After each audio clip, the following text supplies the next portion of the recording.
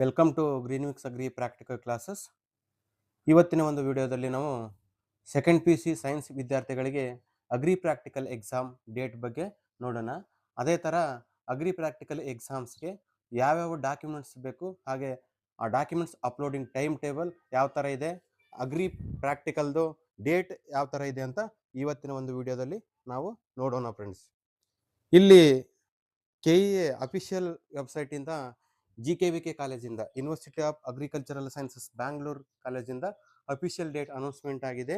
So ಇವತ್ತಿನ ವಿಡಿಯೋದಲ್ಲಿ ನಾವು ಕ್ಲಿಯರ್ ಆಗಿ ಎಕ್ಸಾಮ್ ಯಾವಾಗಿದೆ ಮತ್ತು ಆ ಎಕ್ಸಾಮ್ಗೆ ಯಾವ ಥರ ಡಾಕ್ಯುಮೆಂಟ್ಸ್ ಬೇಕು ಅಂತ ನಾವು ನೋಡೋಣ ಫ್ರೆಂಡ್ಸ್. ಕಂಪ್ಲೀಟ್ ಆನ್ಲೈನ್ ಪರಿಶೀಲನೆ ಇರುತ್ತದೆ. ಇದು ಕಂಪ್ಲೀಟ್ ಆನ್ಲೈನ್ ವೆರಿಫಿಕೇಶನ್ ಇರುತ್ತೆ. ಇದು ಆಫ್ಲೈನ್ ಯಾವುದೇ ಥರ ಇರಲ್ಲ. ಸೊ ಆನ್ಲೈನ್ ವೆರಿಫಿಕೇಶನ್ಗೆ ಡಾಕ್ಯುಮೆಂಟ್ಸ್ ಯಾವ್ಯಾವುದು ಬೇಕಂದರೆ ಫಸ್ಟ್ ಇಲ್ಲಿ ನೋಡ್ಬೇಕಂದ್ರೆ ನೀವು ವ್ಯವಸಾಯಗಾರರ ದೃಢೀಕರಣ ಪ್ರಮಾಣ ಪತ್ರ ಅಥವಾ ಕೃಷಿ ಅಥವಾ ಕೃಷಿಗೆ ಸಂಬಂಧಿತ ಕೂಲಿ ಕಾರ್ಮಿಕರ ಪ್ರಮಾಣ ಪತ್ರ, 3 ಡಾಕ್ಯುಮೆಂಟ್ಸ್ ಬೇಕಾಗುತ್ತದೆ. ಇಲ್ಲಿ ವ್ಯವಸಾಯಗಾರರ ಪ್ರಮಾಣ ಪತ್ರ, ಕೃಷಿ ಅಥವಾ ಕೃಷಿಗೆ ಸಂಬಂಧಿಸಿದ ಕೂಲಿ ಕಾರ್ಮಿಕರ ಪ್ರಮಾಣ ಪತ್ರ, ಹಾಗೆ ಕುಟುಂಬ ಸದಸ್ಯರ ಪ್ರಮಾಣ ಪತ್ರ. ವ್ಯವಸಾಯಗಾರರ ಕುಟುಂಬ ಸದಸ್ಯರ ಪ್ರಮಾಣ ಪತ್ರ ಆದರೂ ಸಹ ನಡೆಯುತ್ತೆ ಫ್ರೆಂಡ್ಸ್.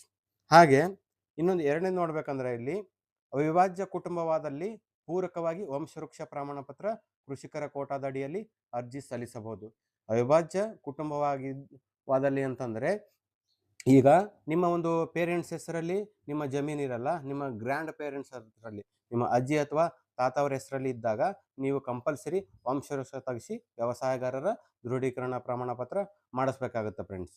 ಅದೇ ಥರ ಅಫಿಡಿವಿಟ್ 1 ಇಲ್ಲಿ ನೋಡಿ, ಅಫಿಡಿವಿಟ್ ಯಾರು ಮಾಡಿಸ್ಬೇಕಂದ್ರೆ ಅಫಿಡಿವಿಟ್ 1 ಕೋರ್ಟಿಗೆ ಹೋದರೆ ಕೋರ್ಟಲ್ಲಿ ನಿಮಗೆ ₹100 ಬಾಂಡ್ ಮಾಡಿಕೊಡಿ ಅಂತಂದರೆ ಅವರು ಬಾಂಡ್ ಮಾಡಿಕೊಡ್ತಾರೆ.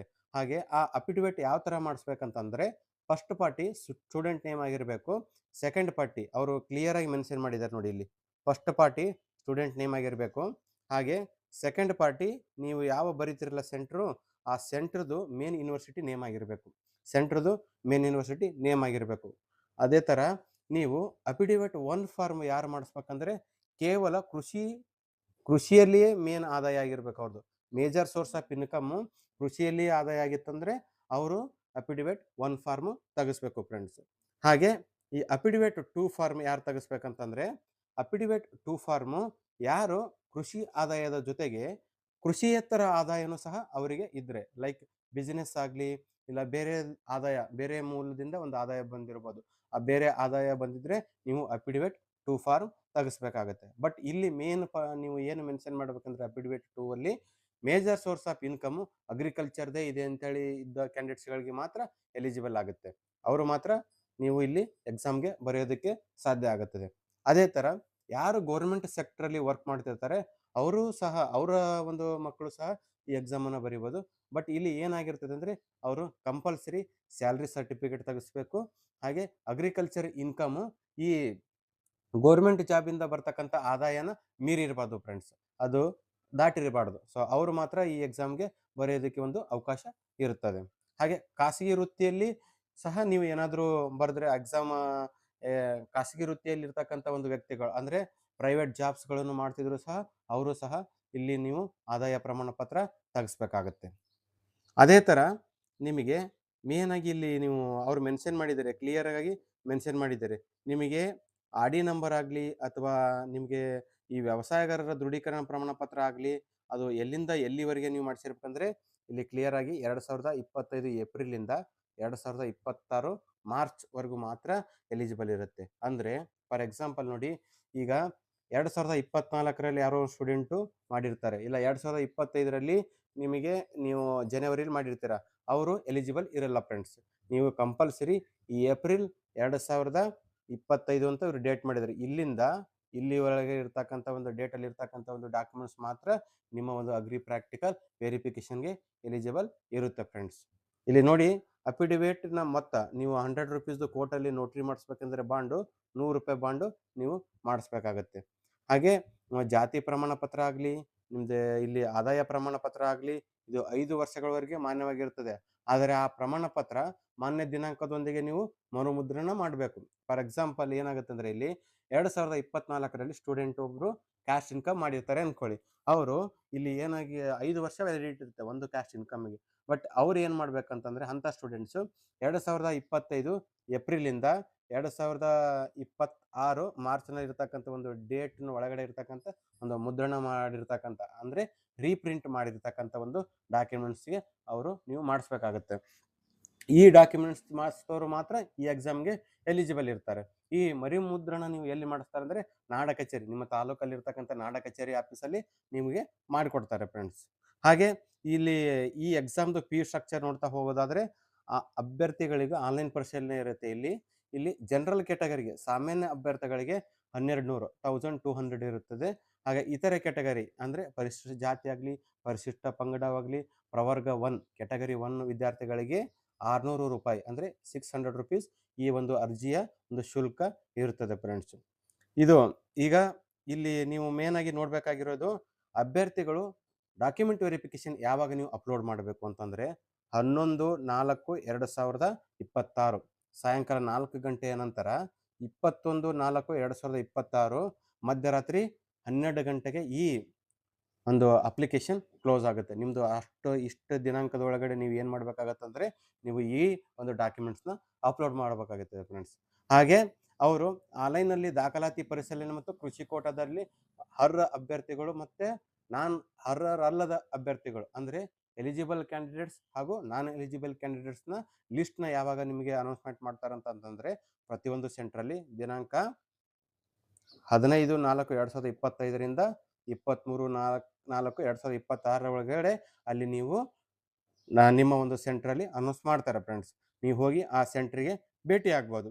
ಹಾಗೆ ಪ್ರಾಯೋಗಿಕ ಪರೀಕ್ಷೆಗೆ ಅರ್ಹ ಅಭ್ಯರ್ಥಿಗಳ ಅಂತಿಮ ಪಟ್ಟಿ ಯಾವಾಗ ಮಾಡ್ತಾರೆ ಅಂದರೆ 25/4/2026 ಪ್ರಕಟಿಸಲಾಗುತ್ತದೆ ಫ್ರೆಂಡ್ಸ್.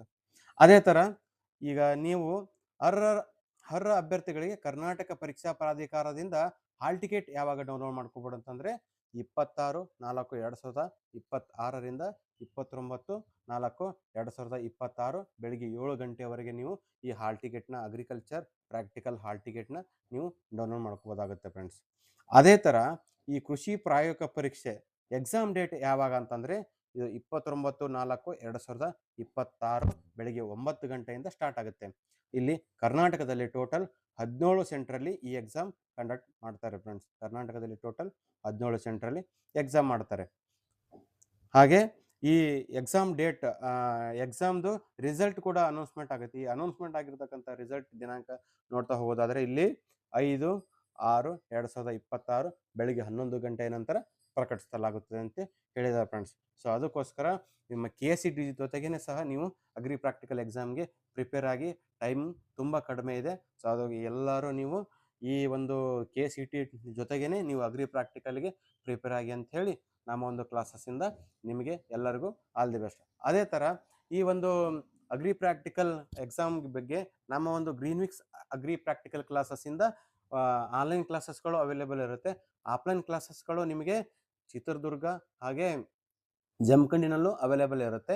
ಆನ್ಲೈನ್ ಕ್ಲಾಸಸ್ ಯಾವ ಥರ ನೀವು ಜಾಯ್ನ್ ಆಗಬೇಕಂದ್ರೆ ನೀವು ಪ್ಲೇಸ್ಟೋರಲ್ಲಿ ಹೋಗಿ ಗ್ರೀನ್ವಿಕ್ಸ್ ಅಕಾಡೆಮಿ ಅಂಥೇಳಿ ನೀವು ಆ್ಯಪ್ನ ಡೌನ್ಲೋಡ್ ಮಾಡ್ಕೊಂಡು ಪ್ಲೇಸ್ಟೋರಲ್ಲಿ ಅಲ್ಲಿ ನೀವು ಕ್ಲಾಸಸ್ನ ಬೈ ಮಾಡ್ಬೋದಾಗುತ್ತೆ ಫ್ರೆಂಡ್ಸ್.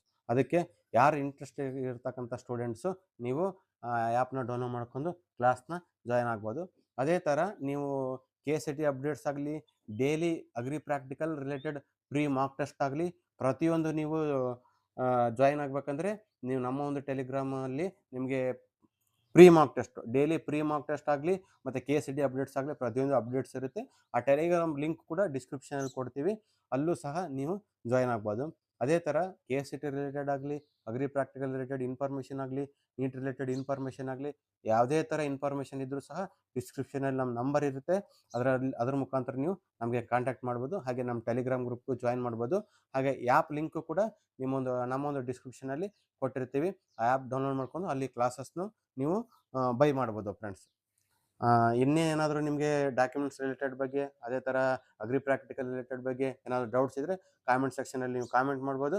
ನಾವು ಅದಕ್ಕೆ ಆನ್ಸರ್ ಮಾಡ್ತೀವಿ ಅಂಥೇಳಿ ಈ ವಿಡಿಯೋ ಇಷ್ಟ ಆಗಿದ್ದರೆ ನೀವು ನಿಮ್ಮ ಒಂದು ಫ್ರೆಂಡ್ಸ್ಗೆ ಶೇರ್ ಮಾಡಿ. ಹಾಗೆ ನಮ್ಮ ವಿಡಿಯೋನ ಸಬ್ಸ್ಕ್ರೈಬ್ ಮಾಡಿ ಅಂಥೇಳಿ ಈ ವಿಡಿಯೋನ ಎಂಡ್ ಮಾಡೋಣ ಫ್ರೆಂಡ್ಸ್. Thank you everyone.